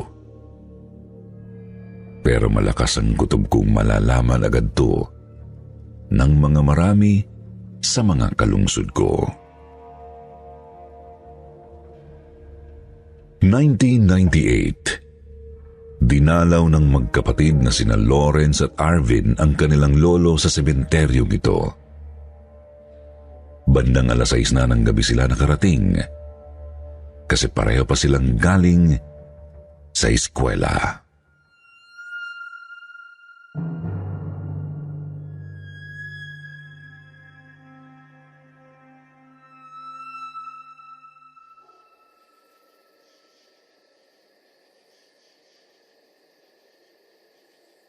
In the name of the Father, of the Son, and of the Holy Spirit. Amen. Good evening po ulit, Lo. Sana masaya kayo ngayon sa pagdalaw namin nitong si Arvin. Sige po, Lolo. Babalik na lang po ulit kami sa susunod. Sana nga po makasama na si na Mama. Ano na, Arvin? Diretso uwi na ba tayo? Hanap muna tayo ng makakainan, Kuya. Gutom na ako eh. May extra pa naman ako rito. Itago mo na lang yan, tapos sa susunod mo na ako ilibre. May nagpagawa kasi ng painting sa akin kahapon, kaya kumita ako. Yun naman pala eh. Tara na, Kuya. Tsaka, hindi na rin talaga ako komportable rito. Ha? Bakit naman? Iba kasi ang lamig ng hangin. Tsaka, feeling ko may nagmamasid sa atin eh. Nagmamasid? Wala naman ah. Halos tayo nga lang ang tao rito. Nakatalikod naman sa atin yung matanda sa may unahan. Tignan mo oh, yung nakaputi. Kanina pa ba siya dyan? Hindi ko napansin. Basta Kuya. Hindi magandang pakiramdam ko rito. O siya, halika na. Pati ako gutom na rin.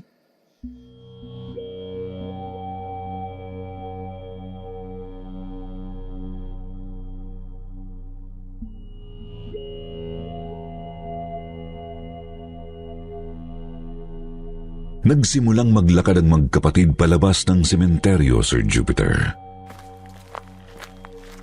May kalayuan nga lang ang labasan mula sa mismong puntod ng kanilang lolo. Si Arvin naman ay linga ng linga sa paligid kasi hindi talaga ito mapakali.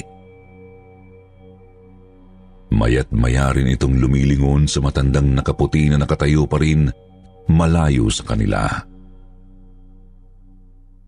Naroroon ito sa kabilang dako ng sementeryo, salungat sa kanilang nilalakad.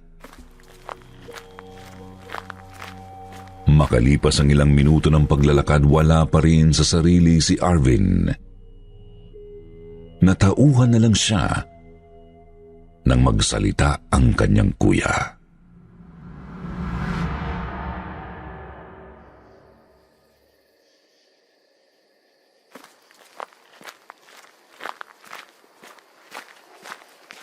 Arvin, ba't parang hindi natin nararating ang labasan?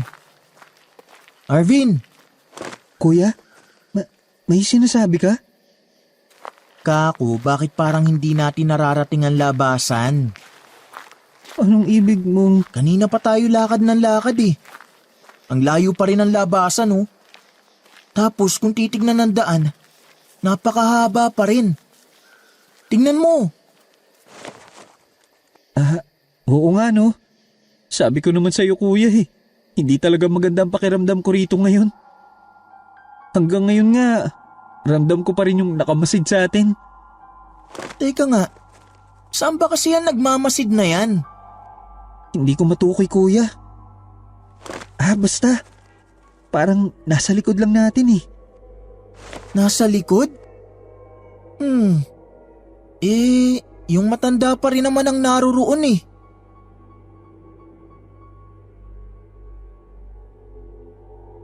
Bumalik sa paglalakad ng dalawa, bagamat pareho na silang hindi mapalagay.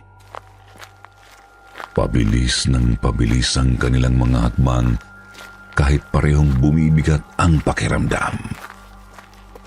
Ilang minuto pa ulit kapansin-pansin nang tila hindi talaga sila umuusad. Hindi kasi talaga nila marating ang labasan kahit anong lakad ang gawin nila. Doon na sila tuluyang napatakbo dahil sa kilabot.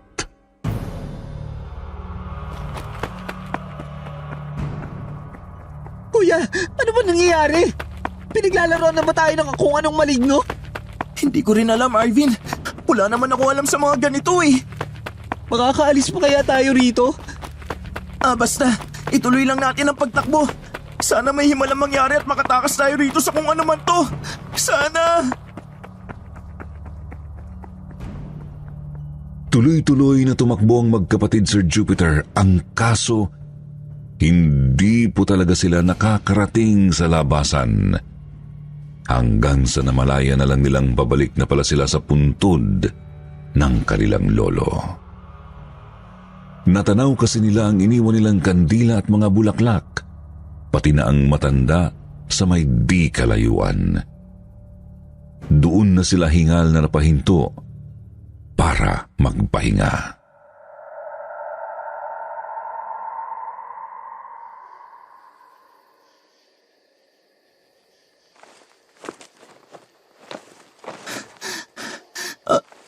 Arvin? May naiisip ka, kuya? Lapitan kaya natin yung matanda. Kuya, ewan ko lang ha, pero palagay ko, masamang ideya yan eh. Wala naman tayong ibang mahihinga ng tulong dito eh. Lapitan na lang natin. Kaysa na... Ang layo nila, natigilan ng magkapatid nang makitang nakalutang lang sa hangin ang lalaki. Hindi ito nakatapak sa lupa, bagkus ay nakapirmi. Ilang talampakan mula sa dulo ng isang bangin. Hindi makakilos dahil sa kilabot ang dalawa. Natauhan lang sila ng kumikilos na paharap sa kanila ang matanda. Hindi pa man ito lubusang nakakarap sa kanila ay bumalik na ang dalawa sa dinaanan at muling kumaripas sa pagtakbo.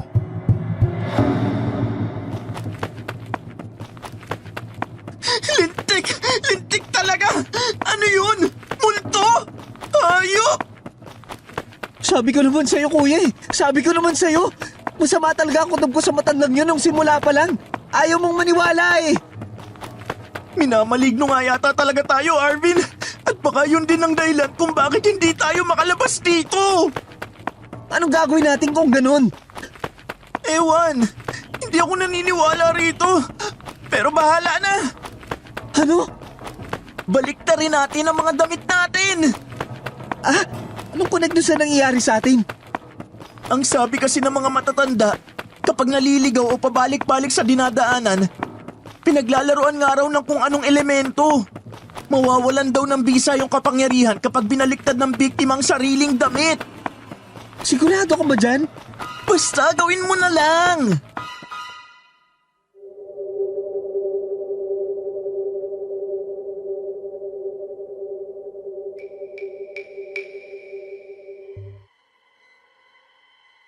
Ginawa nga ng magkapatid ang naisip ni Lawrence, Sir Jupiter. Huminto sila sa pagtakbo at binaliktad ang kanilang damit. Wala naman silang napansing kakaiba sa daan. Ngunit muli silang naglakad papuntang labasan. At doon ay nakalabas na rin sila ng sementeryo. Hanggang ngayon ay hindi pa rin naiintindihan ni na Lawrence at Arvin ang nangyari. Mabuti na lang at hindi na ito naulit sa sumunod nilang punta sa puntod ng kanilang lolo.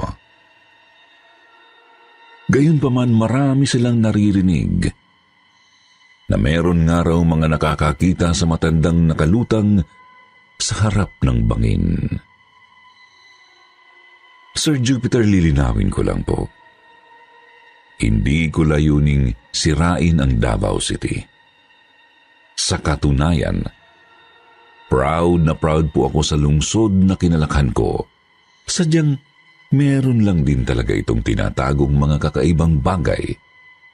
At sa palagay ko ay magandang marinig nyo rin. Kaya sa mga taga Davao po na nakikinig, huwag po sana kayong magalit sa akin. Siguro i-share na lang din ninyo ang mga kakatuwa ninyong experiences dito sa lugar natin. Ilagay nyo lang sa comment section para mabasa ko at ng iba pa.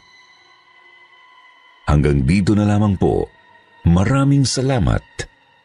Kwentong Takip Silim.